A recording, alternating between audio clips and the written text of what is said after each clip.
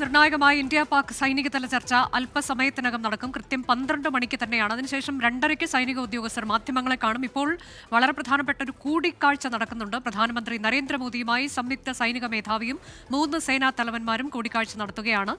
അജീഷ് ജയകുമാർ വിശദാംശങ്ങളുമായുണ്ട്. അജീഷ്, ഈ DGMOമാർ തമ്മിൽ സംസാരിക്കുമ്പോൾ അതിലെടുക്കേണ്ടുന്ന നിലപാട് എന്ത് എന്നുള്ളത് ഉൾപ്പെടെ ചർച്ച ചെയ്യുന്നതിനാകാം ഈ കൂടിക്കാഴ്ച. പ്രതിരോധ മന്ത്രി കൂടി അങ്ങോട്ടേക്ക് എത്തിയിട്ടുണ്ടല്ലോ. വിശദാംശങ്ങൾ.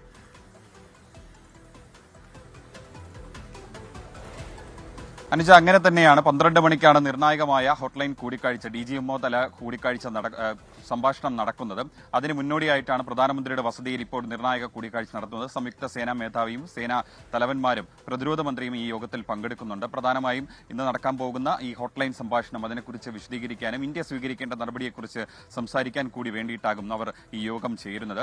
അതിനുശേഷം 12 മണിക്കാണ് DGMO തല ചർച്ച നടക്കുക. ചർച്ചയ്ക്ക് ശേഷം 2:30 അവർ വാർത്താ സമ്മേളനം വിളിച്ചിട്ടുണ്ട്. DGMOയുടെ ആ വാർത്താ സമ്മേളനത്തിലാകും എന്ത് നടപടി, എന്ത് ആണ് ഈ ചർച്ചയുടെ ഉള്ളടക്കം എന്നതിനെക്കുറിച്ച് വിശദമാക്കുകയുള്ളൂ. ഇന്ത്യ നേരത്തെ തന്നെ നിലപാട് അറിയിച്ചതാണ്. തീവ്രവാദത്തിനെതിരായ പോരാട്ടം തുടരും. പാകിസ്ഥാന്റെ പ്രകോപനം തുടരുകയാണെങ്കിൽ അതിർത്തിയിൽ ശക്തമായ തന്നെ തിരിച്ചടി ഉണ്ടാകുമെന്ന് നേരത്തെ തന്നെ ഉന്നയിച്ചതാണ്. നേരത്തെ തന്നെ ഈ സന്ദേശം നൽകിയതാണ്. പക്ഷേ പാകിസ്ഥാൻ ഒരുപക്ഷെ ചില ഉപാധികൾ മുന്നോട്ട് വച്ചേക്കാം. ഈ സീസ് ഫയറിനെ കൂടാതെ ഈ നദീജല കരാർ, ഇത്തരത്തിൽ ഈ കരാർ പുനഃപരിശോധിക്കണം തുടങ്ങിയ ആവശ്യങ്ങൾ പാകിസ്ഥാൻ ഉന്നയിച്ചേക്കാം. പക്ഷേ രാഷ്ട്രീയമായും നയതന്ത്രപരമായും ഇന്ത്യ എടുത്ത തീരുമാനത്തിൽ നിന്ന് പിന്നോട്ട് പോകില്ലെന്ന് നേരത്തെ തന്നെ സർക്കാർ വ്യക്തമാക്കിയതാണ്. അതാണ് ഇപ്പോൾ വളരെ പ്രധാനപ്പെട്ട ഒരു കൂടിക്കാഴ്ച പ്രധാനമന്ത്രിയുടെ വസതിയിൽ നടക്കുന്നുണ്ട്. സേനാ തലവന്മാർ കൂടിക്കാഴ്ച നടത്തും. പ്രതിരോധ മന്ത്രിയും അങ്ങോട്ടേക്കുണ്ട്. വളരെ പ്രധാനപ്പെട്ട ഒരു കൂടിക്കാഴ്ചയാണ്.